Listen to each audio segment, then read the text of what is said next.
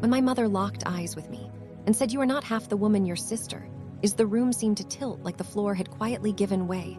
A younger version of me would have smiled, swallowed the knife, and pretended dessert. Made it all better, instead I slid my chair back and felt the legs scrape the hardwood like a warning bell. "Then let her pay the rent for you," I said. The words were calm, but my pulse thundered in my neck. My father's glass paused mid-air. Rent? What rent? His voice sat between confusion and dread, and in that thin space, I finally stepped into my own life. "The mortgage," I said, and I watched the pride drain from his face like color from a photograph. "For 3 years, I have been sending money, so this house did not go under the table." Went still. My sister Sophie tilted her head with the kind of concern that photographs well and costs nothing. My mother's smile twitched at the edges, a stage curtain refusing to fall on that Friday night under the amber dining light that always made her roast look heroic. My secret cracked open like a bone, and I decided I was done with the taste of silence. They told me I was sensitive, as if that were a disease. Sensitive when I was 15. And my calculus medal did not make the holiday letter sensitive when Sophie won another debate trophy. And I clapped until my hands shook. Sensitive when the bank called my mother in the middle of a winter. I can still feel in my teeth, and her voice usually lacquered, and sharp arrived at my ear. Frayed, and afraid, "Emily, if the payment does not go through, they will send a notice." Next week, I was 25, then a financial manager in Portland, with a spreadsheet for everything, even the invisible costs of hope. I had a plan: down payment in 2 years, a balcony that faced morning light, a chair that fit me perfectly. I said yes to saving the house, because my mother's breath kept hitching, and because I believed the word family meant a debt we paid together. Just this once turned into a monthly ritual, a tithe to a God that never spoke. My name, I automated the transfers on the 15th, so I did not have to watch my hands do it. When I opened my banking app, I told myself I was buying time, not erasing myself. 36 months later, the number was 72,000, and the only thing I owned was exhaustion. So on the night I finally said the number out loud, my father lifted his chin like a judge considering precedent. "We appreciate your help," he said carefully, "but bringing it up at dinner is inappropriate." The word hung there, perfumed and poisonous. My mother pressed her napkin to her lips. "No one asked you to keep doing it." Sophie's fork rested against her plate, and she looked down the way people do. When the truth is a bright light you cannot look into without blinking. I almost laughed. Inappropriate was the word I used for shoes at a funeral, for jokes at a wake, not for the act of picking up a house with bare hands. So it did not slide into the bank's open mouth. But I understood them. A story is easier to live inside if the ugliest lines are cut in the edit. I had allowed them to edit me for so long. I had become a rumor in my own life. After dinner, I drove home through the hush of Portland rain, the kind that turns street lights halo soft and makes the city feel like a confession booth. My apartment answered with its usual quiet, that faithful loneliness that greeted me at the door and followed me to the kitchen. I opened my laptop, found the scheduled payment, and hovered the cursor. Blinked like a heartbeat. Cancel. Are you sure? My fingers shook when I clicked yes, and the relief that came was so sharp it hurt, like blood returning to a sleeping limb. I pulled the folder from the bottom drawer, the one I used to reassure myself I was not imagining it. Month by month, printed statements spread across the table like a time lapse of loss. Some months were 500, some 10,500. When the text said it was a tough month, I sent 2,000 at noodles that tasted like duty. I added the totals and the pencil line under 70. 2,000 might as well have been a scar. Pain makes you small, choice makes you taller. The next morning, I laced my running shoes and ran along the river until my lungs burned, until the air changed weight inside me. I joined a Thursday cooking class where my soup finally earned applause. I did not have to buy with blood. I took tougher projects at work because numbers never called me dramatic. They simply told the truth you asked them to tell. When my director stopped by my desk late one evening and said, "Your focus is rare," my throat tightened with a joy so unfamiliar I almost did not recognize it. A month later, the offer arrived from a Seattle fintech, more money, equity, and ask that treated my mind like a cathedral instead of an ATM. I printed the email and pressed my palm to the paper, as if the ink could read my thank you. Moving was a goodbye. I did not grieve. The city had watched me be loyal to a house that forgot my name. It could watch me leave. In Seattle, I stood on a new balcony with the Space Needle muscling up through the sky, and felt for once the world tilt toward me when the math said I could finally buy a place of my own. I toured apartments with windows like open throats. Drinking light, the one I chose held morning sun like a promise, I turned the key, stepped into the echoing room, and said mine, and the word did not ask permission from anyone that night.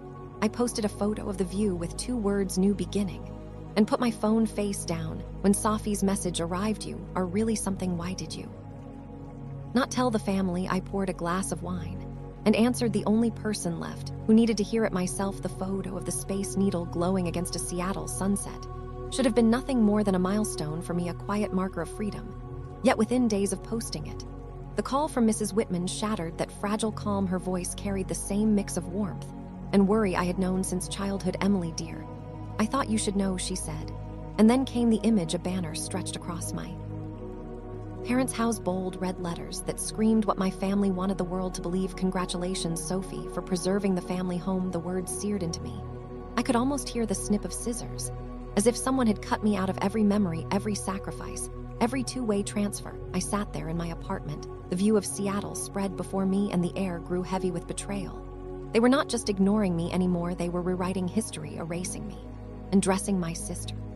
Skin of my sacrifice, my body went cold, then hot, then hollow. I reached for the folder I had never thrown away, every bank statement, every printed receipt, every text from my mother that began with just this once. The weight of the papers in my hands reminded me I was not crazy. I was not imagining the years that slipped away while I bought their survival with my youth grief, turned into a steady flame of resolve. They could hang banner throw parties and plaster Safi's name across every wall of that house. But I had the evidence, the numbers, the dates, the pleading words typed in the dark. It was all there, undeniable. That night, I did not sleep. I poured the statements across my table, inputting every transfer into a fresh spreadsheet, turning raw pain into graphs and charts. As if I were preparing a case for trial, the line of payments rose like a mountain, each bar another reminder of how much I had given. At the top, 72,000 glowed in bold, a number that screamed louder than any denial. I added the text messages to the promise, just this once, repeated 36 times, until it looked like a chant, a ritual I had been forced to believe in. I placed that screenshot under the heading, the promise, just this once, 36 times. My hands trembled, but not with fear. It was the tremble of clarity, of a sword finally sharpened after years of rust. I bound the report, printed extra copies, and tucked a USB into my bag. When my cousin Claire called to whisper about the family appreciation dinner they were planning in Seattle, my decision was already made. This would not be another night of applause for Sophie and silence for me. This time, the truth would walk into the room. The night of the dinner, I stood outside the glowing restaurant watching relatives stream in, dressed in pride. Through the window, I saw Sophie in an emerald dress, radiant in her borrowed crown, my parents beside her, with faces stretched by satisfaction. I stepped inside only when the slideshow began, each picture a wound, the house lit by snow, Sophie on the porch, captions dripping with gratitude. My father's voice filled the hall. We are so fortunate, Sophie preserved our home. The applause swelled, knives clinked against plates, glasses raised high. And then the final slide shifted, not to words thanking Sophie, but to a chart of bank transfers. Month after month, silence crashed through the room. I walked forward slowly, heels echoing the USB, already feeding truth into their carefully staged lie. My chest pounded, but my voice came steady. If the truth embarrasses you, I set, eyes on my parents.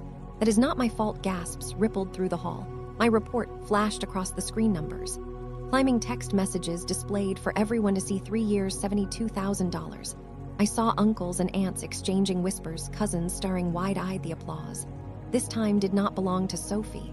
It began hesitantly, then grew, until the hall shook with it. My mother's lips trembled. My father gripped microphone as if it could anchor him. Sophie bowed her head in shame, and I stood no longer the shadow, but the one holding the light. The applause that filled the hall was not the sound of triumph.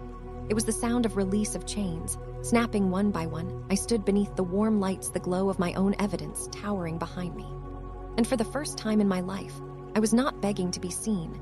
I was undeniable. My father's face collapsed into stone, his eyes darting to relatives who were already murmuring. My mother's shoulders sagged, her lips quivering as if she might cry, though no tears came. Sophie sat with her hands clasped tightly in her lap, eyes shimmering with humiliation, the proud emerald of her dress now a costume she could not wear without burning. I turned back to the screen and pointed once simple and direct. This is the truth. 3 years, 72,000. Without it, the house would have been gone. You know it, I know it. And now so does everyone else. The hall erupted again. But this time it was not polite applause. It was Rustle of judgment whispers that darted like arrows. I caught fragments. She carried it all herself. How could they give the credit away? Unforgivable, the air itself had shifted. And I knew there was no salvaging the image my parents had painted. The performance was over, the mask ripped clean away.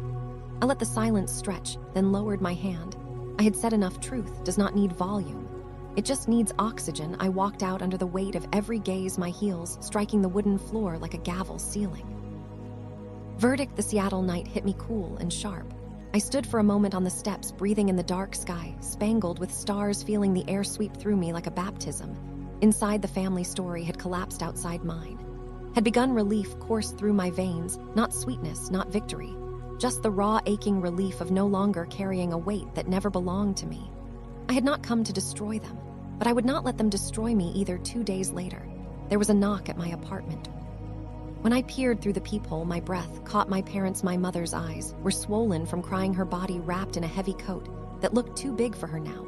My father seemed smaller. The authority that once ruled dinners shrunk into silence, his hands buried in his pockets against my better judgment. I opened the door. They stepped inside, hesitant, as though the brightness of my apartment shamed them. My mother spoke first, voice trembling. Emily, I am sorry. We were wrong. We should have acknowledged you, not let you carry it all alone. After the other night, we talked. We will add your name to the deed. You deserve it. For a moment, the younger me stirred inside, the girl who had begged silently for validation, who had swallowed shame like medicine and prayed for recognition.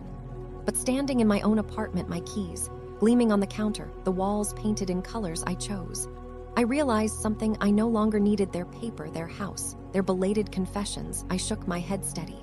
But kind, I have a home now. I have my own life. I do not need to be tied to the past anymore. The words struck them harder than anger could have. My mother's lips parted in protest, then closed. My father cleared his throat.